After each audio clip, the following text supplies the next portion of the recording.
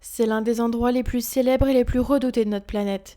Une zone de 4 millions de kilomètres carrés dans l'océan Atlantique, où les boussoles s'affolent, où les radios grésillent, et où, selon la légende, des avions et des navires se volatilisent sans laisser de traces. On l'appelle le triangle des Bermudes. Le mystère du fameux triangle des Bermudes s'épaissit encore plus et qu'il a été appelé la fenêtre du cosmos. Et ceci parce que de très nombreux bateaux et avions ont disparu mystérieusement à l'intérieur de ses limites.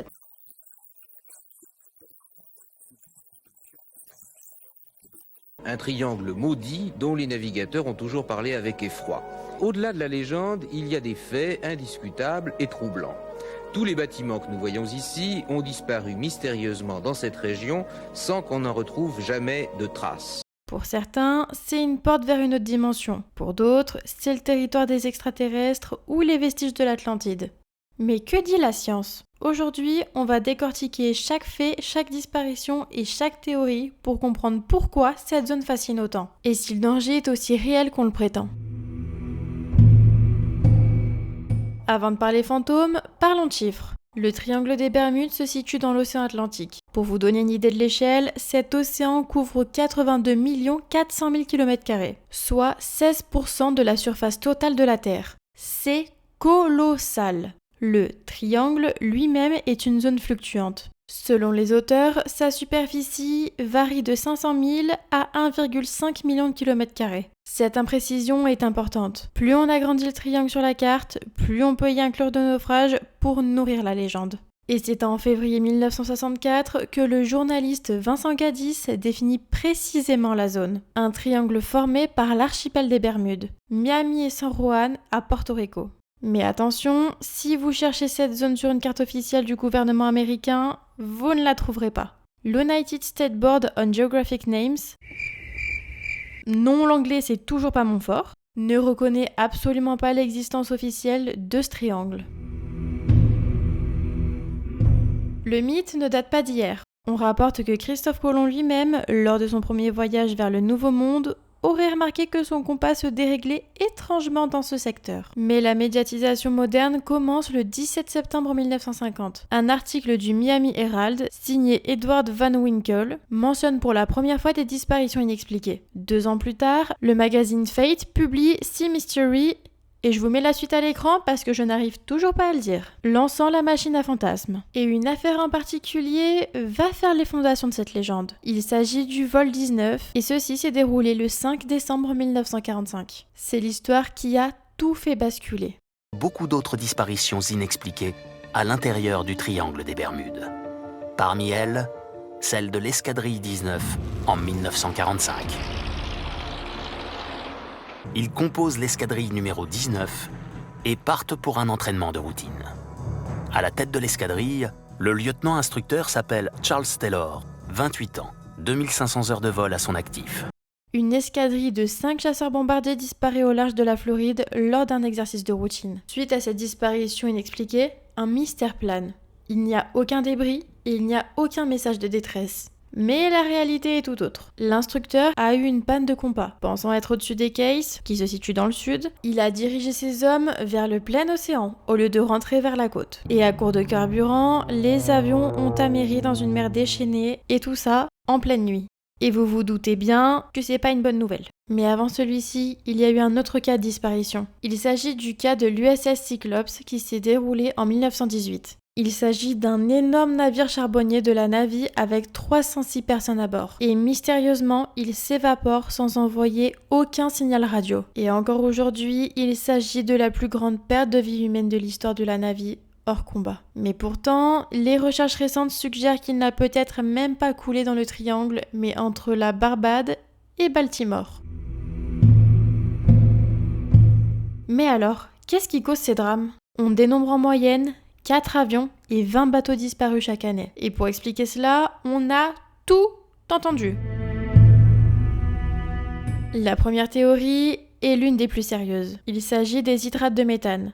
Mais c'est quoi ? En fait, sous l'effet de la pression et du froid, le gaz issu de la décomposition organique, le pétrole ou le charbon, reste piégé sous forme de glace au fond de l'eau. Et si une faille tectonique s'ouvre, le gaz s'échappe brusquement en créant d'énormes bulles. Mais vous allez me dire, c'est quoi les conséquences ? Eh bien, que ce soit pour les bateaux ou pour les avions, c'est la merde. Pour les bateaux, ces bulles diminuent la densité de l'eau. Le bateau perd donc sa portance et coule comme une pierre. Et pour les avions, si le gaz monte dans l'air, il appauvrit l'oxygène, provoquant l'arrêt immédiat des moteurs à piston ou des réacteurs. Et donc, il n'y a plus d'avions. La deuxième théorie vient de l'océanographe Simon Boxall et selon lui, des murs d'eau de 30 mètres de haut en seraient la cause. Dans cette zone, les tempêtes viennent de partout, de Floride, du Mexique, de l'Atlantique. Et quand elles se percutent, elles créent des vagues monstrueuses capables de briser les plus gros cargos. Et enfin, la troisième théorie. Grâce au sonar multifaisceau, on sait que les Bermudes sont en fait le sommet d'un ancien volcan éteint il y a 30 millions d'années. Et sous l'eau, il reste un plateau rocheux entouré de récifs coralliens. Par temps calme, ces récifs sont invisibles car la houle ne casse pas dessus. Par contre, lors des tempêtes, ils peuvent éventrer une coque sans que le capitaine ne comprenne ce qui lui arrive. En 1975, un homme décide de vérifier chaque fait. Il s'agit du bibliothécaire Lawrence David. Il a écrit un livre et dans celui-ci, il démonte le mythe point par point. Je vais donc vous nommer 2 points et vous dire sa conclusion. Il prouve que beaucoup de disparitions citées par les auteurs mystérieux ont eu lieu pendant des tempêtes dantesques que les auteurs oubliaient de mentionner. Il révèle que certaines disparitions n'ont jamais eu lieu ou se sont passées à des milliers de kilomètres du triangle.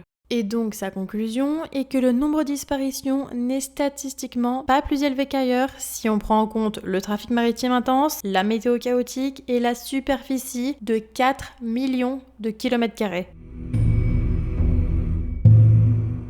En 2013, le WWF a publié un rapport sur les zones les plus dangereuses pour la navigation mondiale. Et contrairement à ce qu'on pourrait penser, le triangle des Bermudes n'est pas dans le top 10. Et puisque nous parlons du WWF, il est important de comprendre qui ils sont, car leur influence sur notre connaissance des océans est immense. Il s'agit d'une fondation indépendante créée en 1961 par des biologistes et des hommes d'affaires pour sauver les espèces en danger. Dans les années 70, ils lancent The Sea Must Live pour protéger les dauphins et les baleines. Et dans les années 90, ils vont plus loin dans leur projet pour le protocole de Kyoto. Et aujourd'hui, ils luttent contre la pollution plastique. Il y a 11 millions de tonnes rejetées par an. Le WWF nous rappelle que le vrai danger dans l'Atlantique n'est pas une force surnaturelle, mais bien l'activité humaine et le dérèglement climatique. Et même s'ils ont parfois été critiqués pour leurs méthodes ou des liens avec des multinationales, leur expertise scientifique confirme que le triangle des Bermudes est une zone naturelle, certes puissante, mais pas maudite.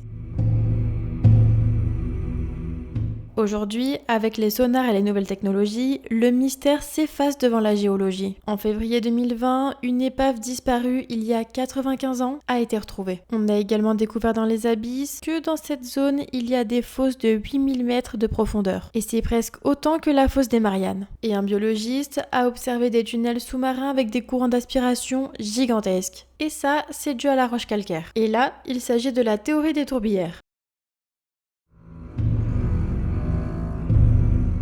Mais alors, que faut-il retenir ? Eh bien, le triangle des Bermudes est le point de rencontre parfait entre une météo violente, avec des vents allant jusqu'à 270 km/h, une topographie sous-marine accidentée et un trafic maritime immense.